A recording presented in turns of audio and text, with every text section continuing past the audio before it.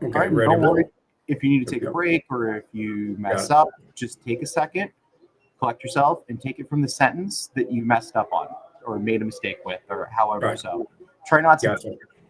take it from the word you messed up on, because it's really difficult to fix that in post. Sure. Understand. Okay. All right. All right. So Hi, everyone. Okay. let me count you in, and so I can mute my mic so we don't have any feedback or anything. Okay. 3, 2, 1. Hi, everyone. My name is Roger Lomsher. I'm the treasurer of the Kansas Republican Party and started out a little less than 4 years ago as a precinct committee man in Crawford County in my hometown of Pittsburgh, Kansas, where I had to learn about the system in order to get involved. Once I realized how the Republican Party was structured, I decided to get involved after COVID because of everything that was going on then that I was opposed to, and looked at my county party structure. It was pretty non-existent. A lot of folks had retired, moved away. And so out of our 112 precinct positions between the men and women, there were 56 precincts, a man and woman in each. So 112 positions. There were maybe 8 active members in the party. So I got together a group of people who had helped me fight COVID and figured out where everybody lived, got them to run for empty seats, and we essentially became the Republican Party. About 45 of us got involved. We have since grown to around 70. We've lost a few, we've gained a few, which is kind of the natural evolution of this kind of thing, because not everybody's life circumstance is going to stay the same all of the time. You're going to get some change like that. As it stands right now, we're running a little bit under 70 occupied seats of the 112 potential. But what we have done is focused very much on active engagement. We have regular meetings where we don't just have a meeting to have a meeting, but we're actually discussing upcoming plans, next election. Sometimes it's just event planning. Sometimes it is actually working out who's going to cover different events, what parade you're going to be at, where our float is going to be, who's going to staff the booth at the next community event or festival in the park, that kind of thing, where we register voters, all those sorts of things. And of course, as we get closer to elections, make sure we have signs for our candidates and the promotional material for them at our booths, and everything. We do everything we can to push that. We also have a very aggressive social media campaign, which has helped to steer voters towards us and towards our candidates. As time has gone by in our county, we've gained roughly, 2,000, 2,500 registered Republicans, while the Democrats have lost about 3,000. In what was previously a Democrat-controlled county, we now have over 10,500 registered Republicans, and the Democrats just dropped under 7,000. In the 3.5 years we've been involved, no Democrat candidate has won a contested election. We've still had a few where Democrats run uncontested because we're still building up the framework to have people in every possible seat.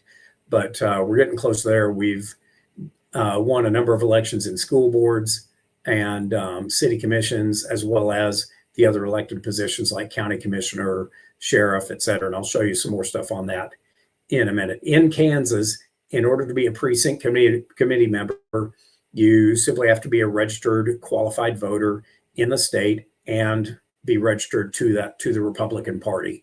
Other than that, you can simply put your name on the ballot. The precinct committee members are elected every even year. So 2022, 2024, 2026 is our next one. And in between those, if there's a vacancy, the county chairman can appoint someone to fill that role until the next election. And that's pretty commonly done too. If you want to get involved, find out who your county chairman is and simply ask them to appoint you. They may want to talk to you a little bit, make sure that you actually align with the Republican Party platform, because we have had occasionally somebody try to infiltrate and change parties simply to run for an office.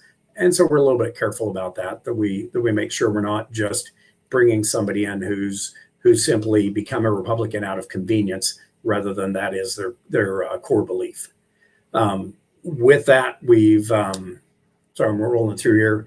In Kansas, the Republican Party precinct system, or rather sorry, I'm going to start that over.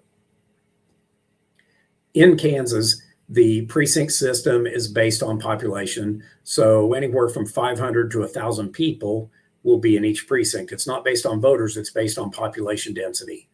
Some precincts, of course, cover a lot of area. Some are just a couple of city blocks, depending on how densely populated that area is. The precinct system in Kansas is very decentralized and is simply kept track of at the county clerk level. The county clerks can redraw precinct boundaries as population changes. In the more rural areas, that's not something that happens very often, but sometimes in the metro areas, you'll get that. And so we end up with some moving precincts once in a while in the busier metro areas where you see a lot of population shifts. But like in my county, I don't think we've had anything in my lifetime that's changed hardly at all. The precincts are pretty stable. In my precinct, in my county, we have about 39,000 voters, we have 39,000 residents, which gives us 56 precincts and 112 positions, because each precinct can be occupied by both a man and a woman to represent that precinct. The numbers for each county are available at the county clerk. That's where you can find out both what your precinct is, as well as what your whether it's occupied. And the county clerk should also be able to give you the name of the county Republican chairman's name and phone number if you're not able to locate that otherwise. The county clerk generally is a pretty good resource for that. Just be professional, be polite, ask them for the information. They've always been very helpful to us. And we have a good working relationship with our Democrat county clerk. Always trying to bring somebody over to the other side, but we have a good relationship, which is an important part of this. In our county, in the 2022 Republican congressional primary, we had 52.5% Republican voter turnout, which is pretty darn good, I think, for a primary.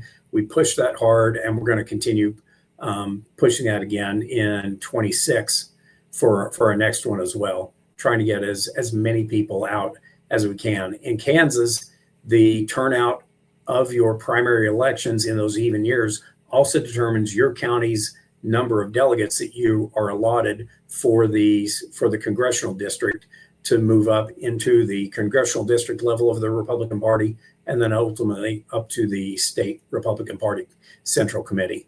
And so it's important that you get as much turnout as you can so that your county has a good chance of being represented at those higher levels of the party.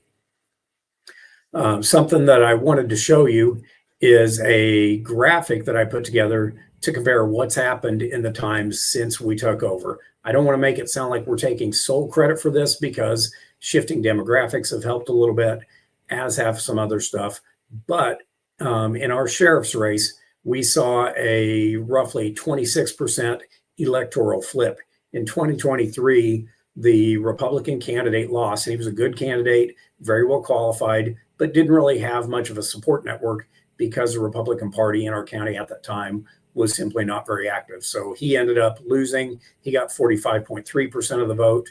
And in the next election, 2024, the candidate that we helped him campaign, did a lot of door knocking, sent out text messages to voters reminding them when the elections were, when the early voting locations were up, which included voter guides for all of our candidates. And with that, our candidate won by 57% compared to the 4 years ago, where the Republican candidate lost by 45%. So in actual numbers, that represented a 26% change in voter, how the voters swung. They shifted that far from Democrat to Republican, indicating that they don't always just vote on party line, but in a lot of cases, you need to convince them. And we did that with a lot of aggressive activism, which is a key part of what a healthy county party can do to advocate for causes and for their candidates.